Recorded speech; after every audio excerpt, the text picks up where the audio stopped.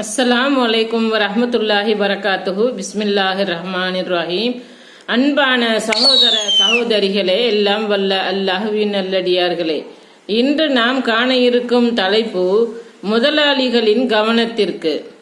அல்லாஹ்வின் தூதர் ஸல்லல்லாஹு அலைஹி வஸல்லம் அவர்கள் கூறினார்கள், உங்களில் ஒருவருடைய பணியாளர் வெப்பத்தையும் புகையையும் தாங்கிக் கொண்டு உணவு சமைத்து கொண்டு வந்தால் அவரையும் தம்முடன் அமரச் செய்து அவர் உண்ணட்டும். உணவு குறைவாக இருந்தால் அதில் ஓரிரு கவளங்களையாவது அவரது கையில் வைக்கட்டும். அறிவிப்பவர் அபூ ஹுரைரா ரலியல்லாஹு அன்ஹு, நூல் முஸ்லிம் 3421. அனஸ் பின் மாலிக் ரலியல்லாஹு அன்ஹு அவர்கள் கூறியதாவது, நான் அல்லாஹ்வின் தூதர் ஸல்லல்லாஹு அலைஹி வஸல்லம் அவர்களுக்கு 10 ஆண்டுகள் பணிவிடை செய்தேன். அல்லாஹ்வின் மீதானையாக